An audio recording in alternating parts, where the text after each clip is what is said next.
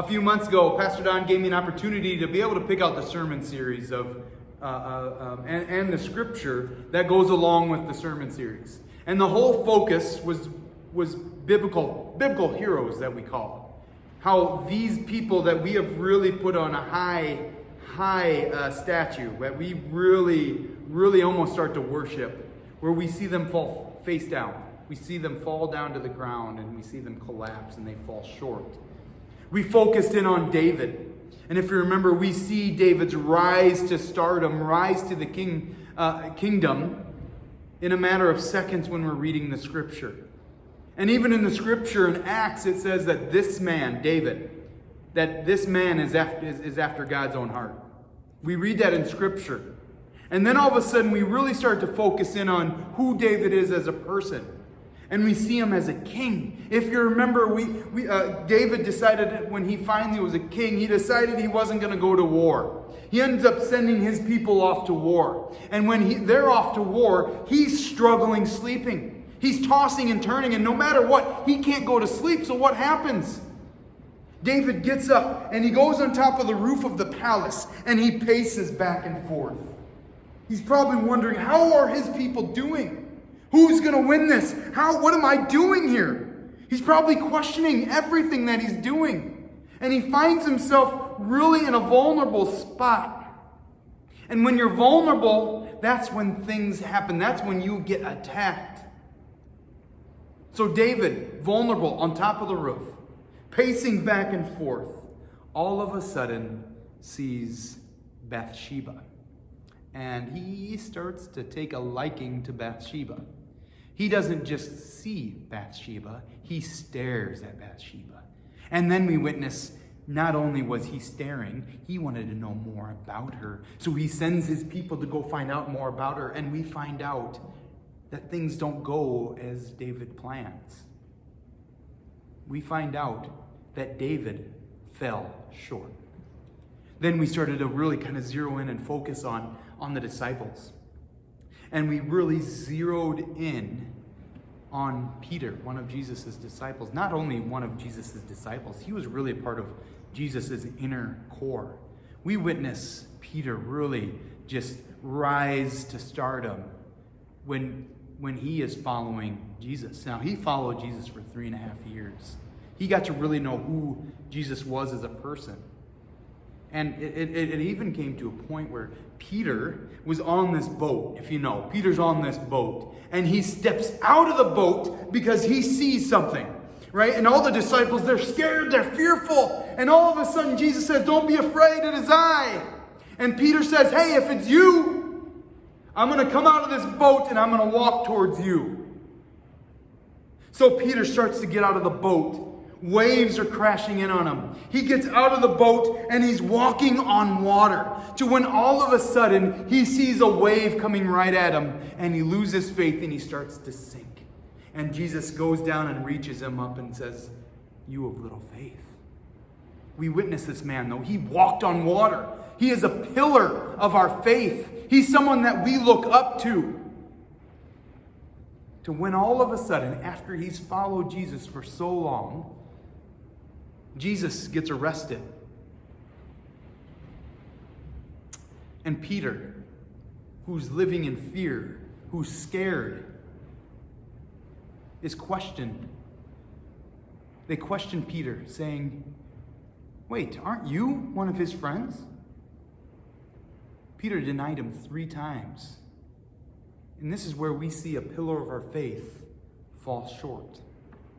The whole focus of this sermon series is really about how biblical characters, biblical people, they're real people, how we witness them fall short. And we all need God. We're going to fall short. We're not going to be perfect. We witness and we're going to be celebrating that. We celebrate this every day, but we're going to be celebrating Easter in 2 weeks. It's going to be a lot different. But you know what? Guess what happens? Guess what? God isn't done. Jesus isn't done. Jesus still rose from the grave. Jesus is still alive today. So Easter may look a lot different, but Jesus is still alive. And his name will be proclaimed. Whether churches Church buildings are shut down. The church does not end. That's the one that we put at the throne. That's the one that's on the throne. And that's the one that we sometimes try to pull him off the throne and put something else up there. And that's what we're going through right now, aren't we? We're pulling God down and we're trying to replace it with fear. And we insert fear right there. We start to think this is way different and I can't do this anymore. We start maybe wondering, God, where are you? What are you doing? Do you not hear my prayers? Are you deaf? What are you doing? We start to put that fear. We replace God and we put fear up there. And we start to worship that fear. So today, instead of talking about biblical characters, about biblical people in the scriptures that we see fall short, today we're going to be talking about a man named Goliath. How a man that's so mighty, he's not a biblical hero, but he is, however, a mighty man. And this is where we're going to really start to really question where us as Christians, us as believers, if we are serving a God of fear, if we're serving fear and making that our God, or are we serving the God? Are we serving God? David and Goliath is a story that's told for years. That's been told for centuries upon centuries. You even hear it in sports broadcasts. Not now because everything's shut down, but you hear it sometimes in sports broadcasts where this truly is a David versus Goliath experience. We witness the Almighty be brought down by the lowly David. We witness it. But this is a reminder of today that we have hope. That we have hope. But there's only one place to go for hope. That's in the scriptures. We're able to go to hope through prayer. So today, we're going to be focusing on something a little bit different. We're going to focus on a man named Goliath and a man named David. Now the story comes in 1 Samuel chapter 17. It's the whole chapter. I'm going to really just start to paint a picture, and we're going to really come together on verse 8. And we're going to start reading from verse 8. But before we get there, this is what's going on. Now a time of war has begun. And the Philistines start going, and they're preparing for battle. And they get on top of this hill. And they are ready to fight the Israelites. Now at the same time, the Israelites are getting ready. And they're preparing for war. And they get to another hill. They're looking at each other, facing off, preparing for battle. Now in between these hills, you have a valley. Now in a battle place, in a war, you don't want to be in the valley going uphill because you're at a disadvantage. So both of these, the Philistines and the Israelites are facing each other and they're yelling insults at each other. Come on, come and get me. Until all of a sudden, we see this really arrogant person named Goliath. Now, if you know anything about Goliath, if you don't, whatever, just think, 9 feet tall. Goliath was 9 feet tall. And the armor that he's carrying is heavy. He's got this huge sword. And he comes out confident. Why? Because he's been preparing for this moment all of his life. He is a proven and tested warrior. So here we have Goliath shouting insults. He gets all of a sudden gets mad and he pulls up. And this is where we jump on in verse 8. Now Goliath stood and shouted to the ranks of Israel, "Why do you come out and line up for battle? Am I not a Philistine? And are you not the servants of Saul? Choose a man and have him come down to me. If he is able to fight and kill me, we will become your servants. But if I overcome him and kill him, you will become our subjects and serve us." Then the Philistine said, "This day I defy the ranks of Israel. Give me a man, and let us fight each other." On hearing the Philistines' words, Saul and all the Israelites were dismayed and terrified. Now think about this.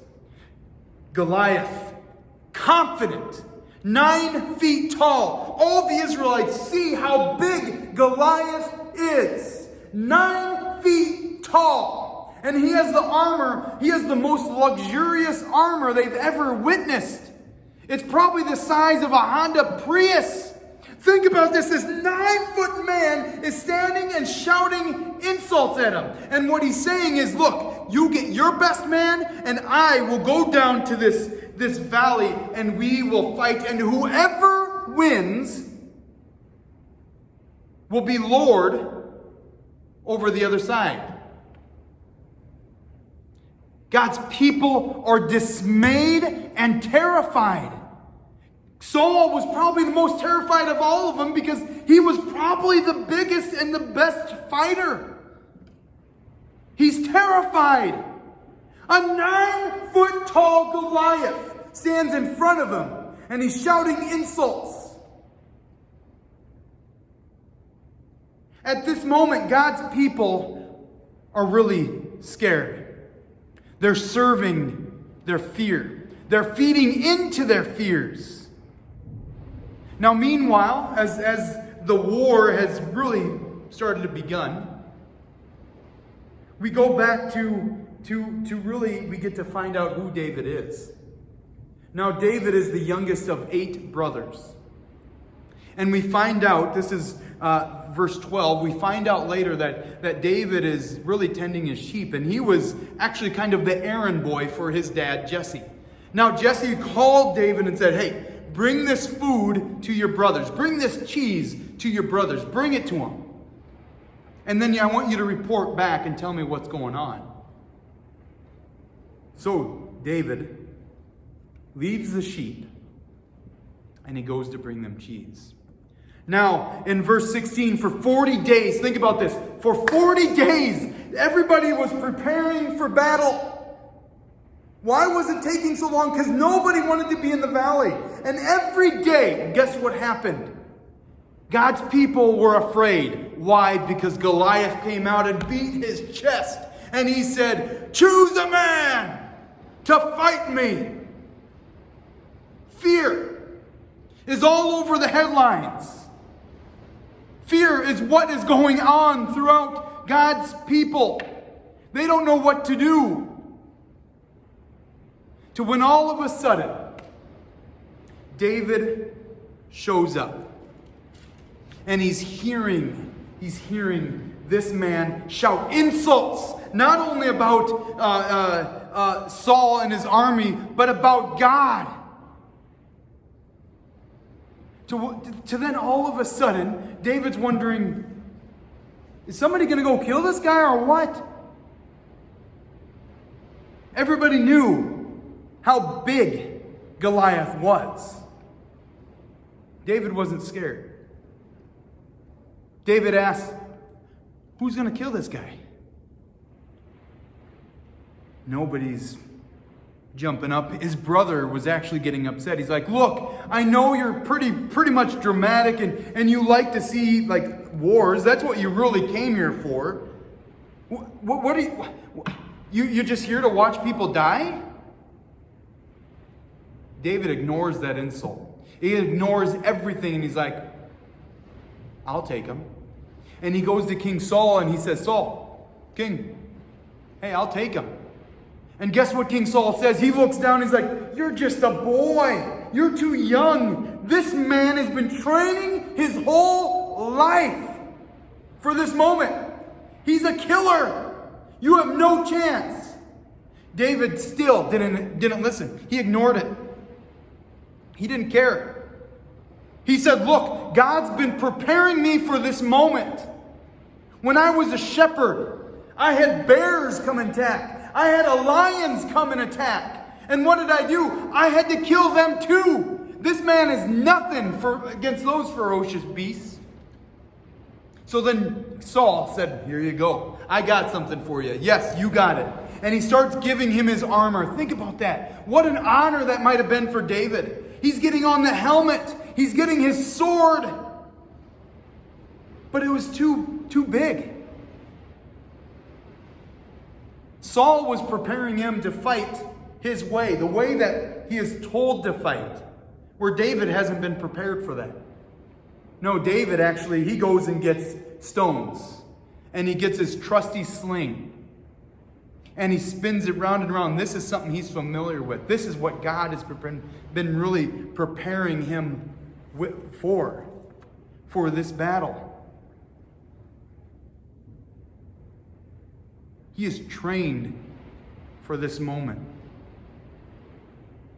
Finally, David gets up to the battle.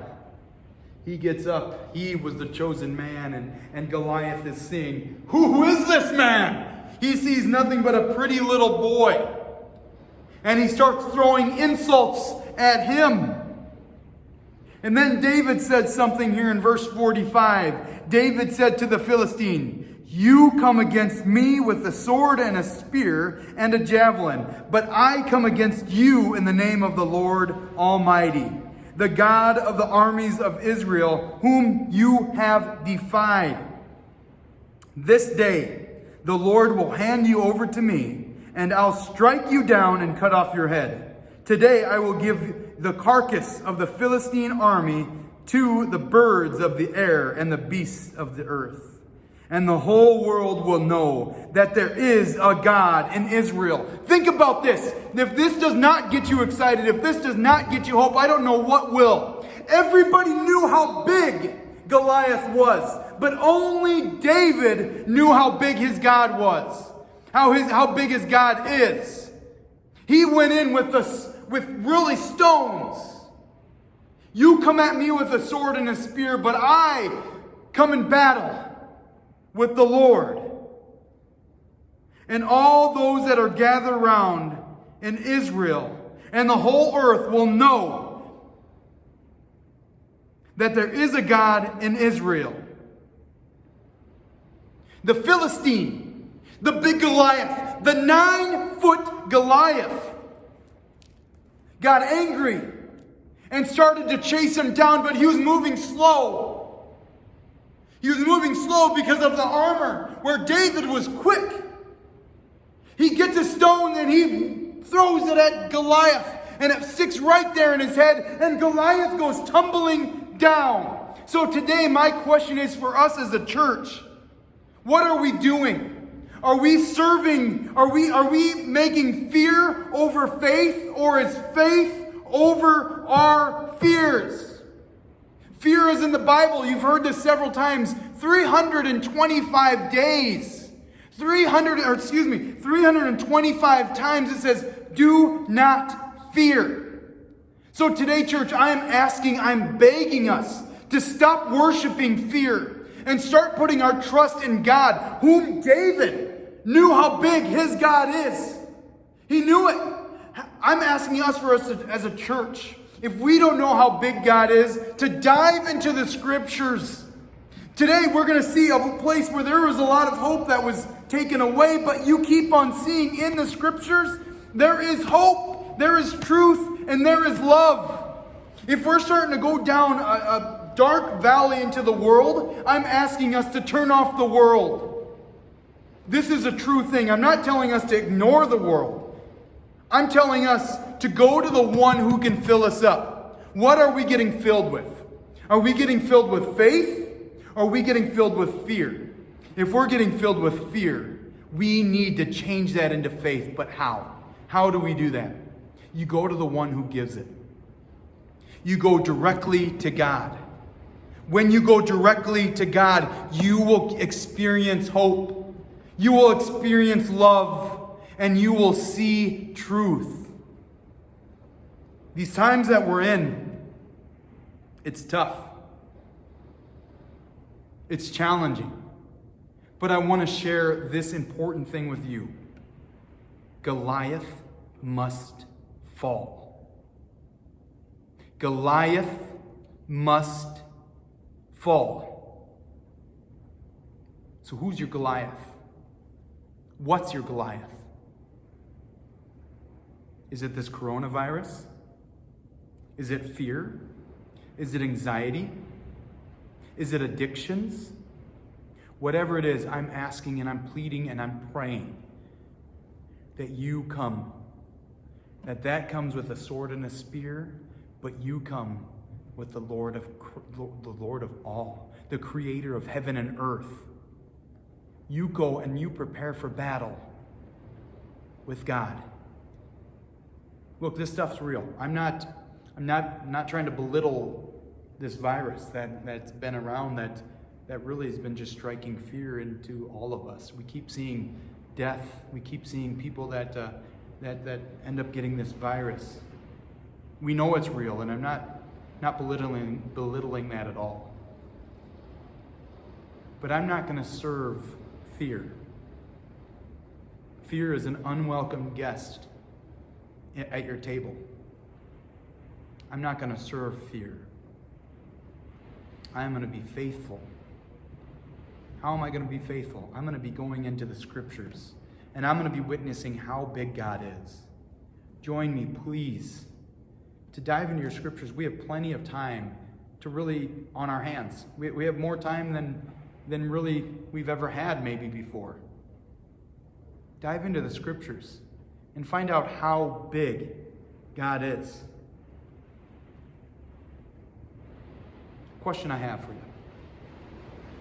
Do you want to know what the future looks like? Do you want to know what it looks like in 18 to 20 years? You don't have to look far. Look at what's being taught to your kids during this time. What are you teaching your kids? If you're home alone and you're feeling like you're in isolation and you're depressed, I'm asking to reach out to people. Don't be home and just focusing on isolation. People are here for you. People love you. And during this time, I'm asking that you give people grace. We've never experienced anything like this before. Give yourself grace and give others grace.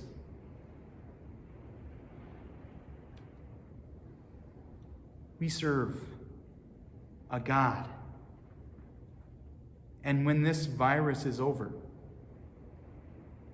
we will know that the whole world will know that there is a God in Israel. There is a God. He's real. He is here. He loves us. He cares for us. Go to him. Goliath must fall. Religion during this time might be shaken. Going to church, doing your religious activities, it's shaken. But do you know who's not shaken? Jesus Christ. He knew this was coming. This didn't just slip by like he's on vacation. He knew this was coming. Religion's taken a beat down. But God hasn't. Thanks be to God.